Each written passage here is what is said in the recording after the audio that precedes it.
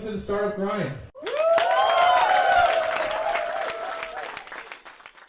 Retail infrastructure in tier 1 cities exists to a certain extent.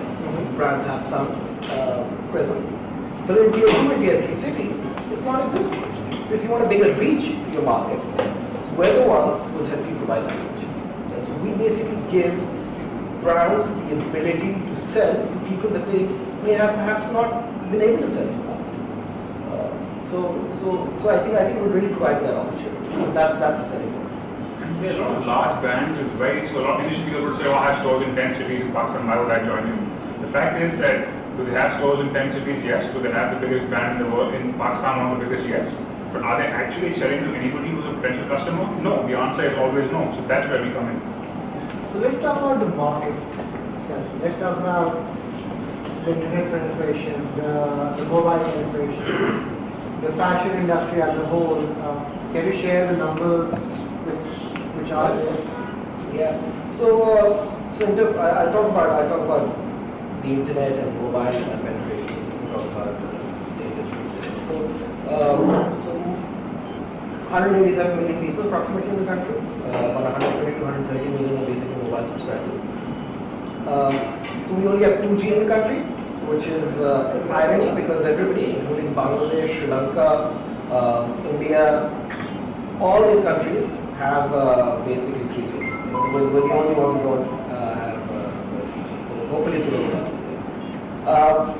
And so what that means is you've got about 2.5 million broadband users, which translates to about connection, which translates to about almost 9 million odd users, internet users, high-speed internet users. So the remaining 20 million are basically GPRS edge users. 29 million, the PTA kind of knocks up, is basically a mix of basically edge, GPRS, and broadband users. So what we know is going to happen very soon is that once 3G is deployed, that's when basically a larger part of the population gets access to high-speed internet. That's a game changer, right? Because if you look at 20 plus million people, that's more than the population of Australia, right? In Karachi also, a lot of people don't realize that our biggest city is more than Australia's population. So the market is there. It's certainly there. Now it's a matter of penetration and how soon that penetration happens on mobile. It's really a matter of maybe a year, 2 years maximum, where basically you really start seeing internet penetration grow in the 120 or 130 odd million mobile phone market, which in itself is fascinating. And that's why global investors are interested as well. What about the Pakistan fashion industry in terms of online versus retail? The total market right now is about like $7 billion. This is just fashion or is it the whole? So it's fashion. So I'm not talking about the total offline market. Offline, right? So the total offline market is about $7 billion. And online, hey, we want a piece of it. That's simple. The thing is, right now, take a percentage. Yeah, right now, online is a negligible amount of it. It's not even 1%. The fact is, if you look at the most developing markets, so in a lot of the same places like the UK or the US, in these markets, retail infrastructure is really strong. What I mean by that is in every town in the US, there's at least some mall. In every high street in the UK, all the shops are there. And they still have managed to hit, as a fashion, I think 8 to 10% of fashion is e-commerce. In developing countries, not just in Pakistan, but in India and the Far East, etc., where retail infrastructure is not so strong outside of the big cities, e-commerce can very easily come in and fill that gap and go up to 15 or 20%. So that's very interesting, right? Because basically, a lot of people don't realize that actually the potential for e-commerce is actually higher in developing countries because retail infrastructure doesn't exist, in tier 2 and tier 3 cities. And we try and find like your favorite brand in Multan or like Sahiba. It's not going to be possible, right? So the only access we'll have is through e-commerce, and that's really what's happening in China as well. If you compare China with the US, why is e-commerce bigger out there relative to the US in terms of the population? That's primarily because of access. The US always had malls, and China did. Let's talk about the Pakistani consumer insight in terms of how receptive it is in buying online? What were the initial frequently asked questions? What were the roadblocks? Did you, I mean, you know, if you were selling a sweater, what were you, I mean, doing right, and what were you doing wrong in terms of people throwing in questions for that? So I think if you talk about how we get the consumer to buy online for somebody who's not used to it, there are a few things we do. The most important thing is to give the consumer as much information as possible. What that means is, so along with the picture and we have a price and the name of the product, we have the right say what material it is, what the dimensions are, etc., etc. We also sometimes have the dimensions of the model wearing it, so they know what the free fall would be like for a similar physique. Then we have pictures, we have photography done for every single product. Typically for say apparel, it's I think five different shots. There's a front shot, back shot, side shot, etc. And the idea is that this photography is not supposed to be exciting but informational. So an exciting shot is a shot you see on a billboard, which is aimed at getting a consumer inside that particular store. In our case, we have given enough information for someone to make that purchase. So it's more of an informative shot than an exciting shot. And to add on to that, we have a 7-day return policy, which means that if you receive something, and the whole idea is because you're not going to the store, you can't touch it, feel it, try it on. You receive something, you see if you put it on, whether you like it or not. And if you don't, you can return it to us. No questions asked, free of charge. So that we really feel is a big part of e-commerce because that allows people who are hesitant to actually make that initial purchase and take it from there. So you've got to figure out what the unique selling points are. Right? Why would somebody buy online, and how do you make that person buy online? Right? So basically, touching on the same points. So one is basically you've got to win their trust. And so with trust, you obviously got to have a certain level of customer services, but then beyond that, you've got to deliver on time, and then you've also got to give them the assurance that if it doesn't fulfill what they want, if it doesn't fit them or they don't like it, they can return it. Right? So I think that we've been trying to drill. We provide a platform where if anything you buy you don't like, you can return it, no questions asked, and you can return it at our cost. So that has really helped us essentially win trust. And the second thing is the assortment. I mean, the thing is, I think there's probably not a single store in the country where you can have, the kind of assortment that you see walking into like an online catalog on the Daraz. For example, if you're looking at black shoes, I don't think there's a single store which will have as many black shoes without laces to show to you. So I think it's two-pronged, right? So one, provide people enough depth in the inventory, enough stuff that they're overwhelmed and they find more choices available online than they would having to spend a few hours going around malls, and trying to look for stuff. And then two is the ability for them not just to save time, but to also have it easy for them to return stuff to you if it doesn't.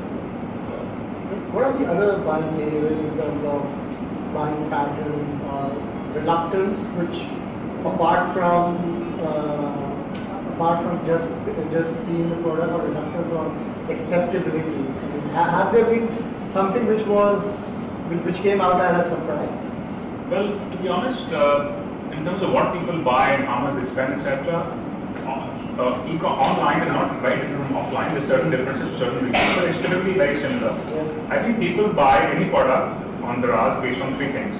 Whether they buy it or not is based on the product itself, the design, the price, and the brand value.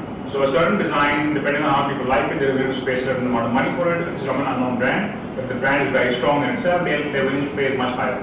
So that pretty much determines. We've seen a lot of brands who come in, and we can tell by how the responses on their products, whether the pricing is off, whether the design is not, whether the brand is not strong enough. So when they're coming up with their pricing decisions, they need to keep those things in mind. So we feel, because we mostly work with other people's brands, so we are now developing quite insight as to what people like and what they don't like. So to touch on the same point, so let's give you a few examples. So with women apparel,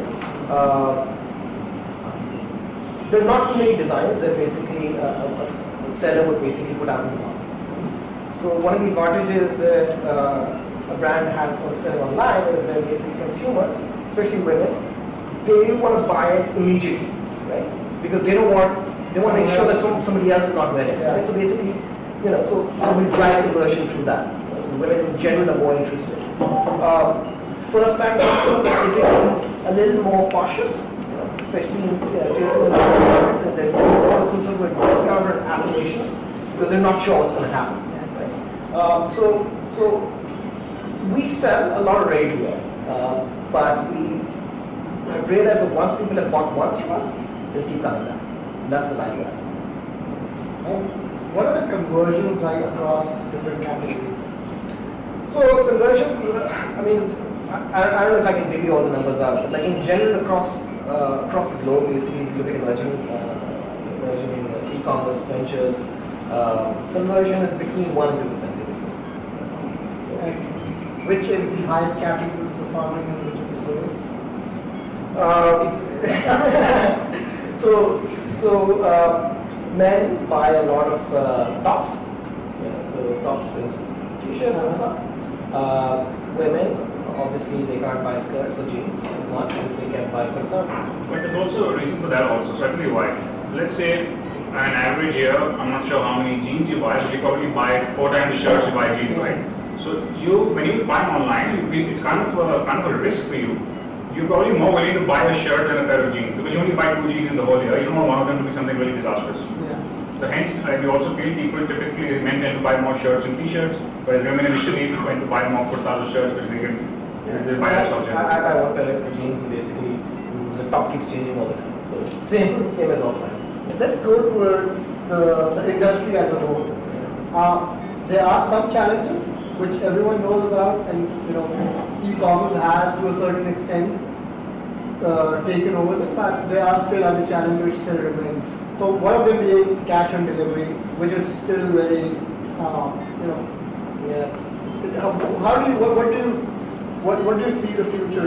So we're not frazzled by cash on delivery. So a lot of people around Pakistan and I guess most people in the IT industry say, e-commerce can't happen in Pakistan because there's no payment system.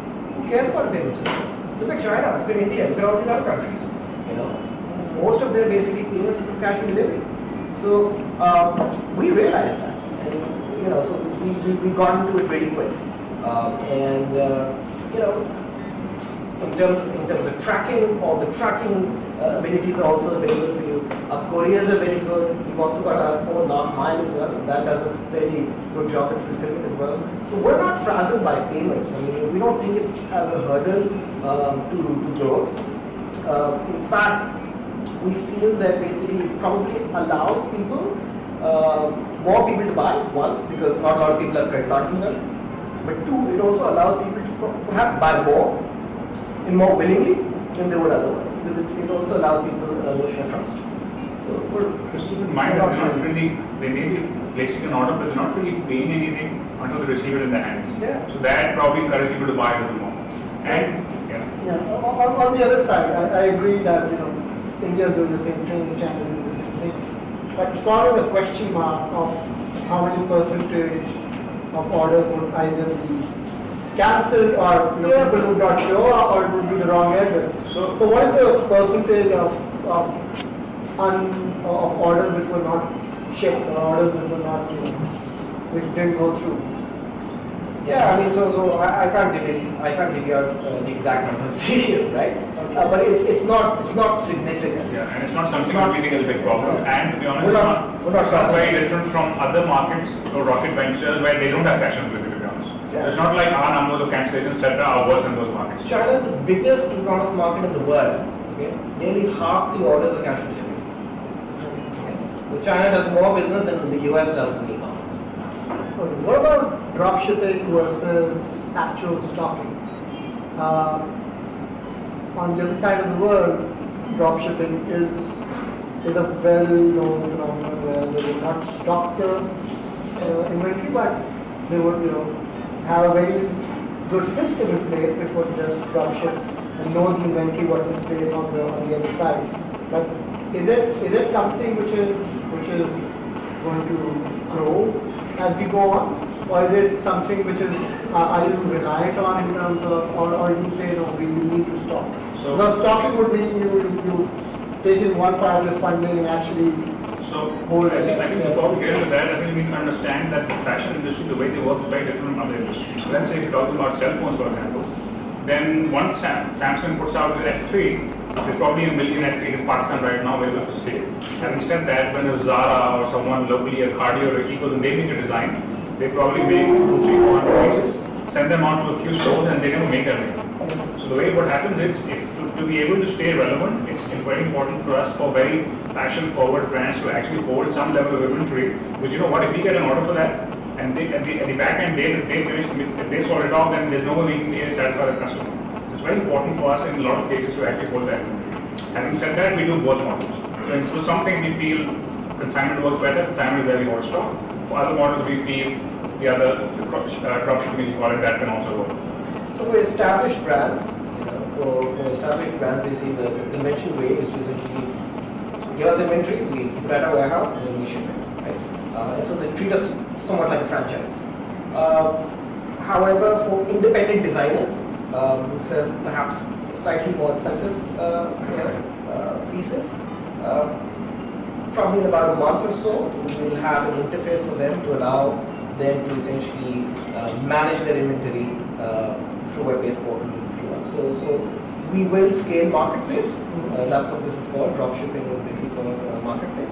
We will be scaling it, but we will not scale it with established brands because it just makes more sense to essentially because they're more running items. They sell quite a lot, so it doesn't make sense to essentially constantly picking them up all the time. But we'll probably have a hybrid as we do right now. We'll probably scale the hybrid. Okay, and are we going to see a merchant account coming up after Citibank going back? And we heard that UBL would be coming up. Yeah. So UBL is right now trying to sign up people for merchant accounts. I think the problem is primarily with the banks. Okay, so there are about 21 million plastic cards in the country right now. And hardly, I think less than 2 million are basically credit cards right now. Then the others are Visa or MasterCard, a lot of your ATMs are Visa enabled. So I think the problem is for even these banks to come up with merchant account solutions is to try to convince their stakeholders at the top to essentially allow ATM cards to be used online. Like they used at petrol pumps. Right now, at petrol pumps, a significant level of transactions actually happen by card, right? Even your ATM card, so it's just a swipe. So I think banks are also mulling over this right now, trying to convince their own stakeholders to essentially open up and stop being so old school. But I think at the same time, we also recognize that regardless of whether merchant accounts come into play or not, we feel that the internet market will grow a lot faster than the plastic card market, right? So COD will remain the dominant form of payments in Pakistan at least the next 5 years. Yeah, like it has everywhere.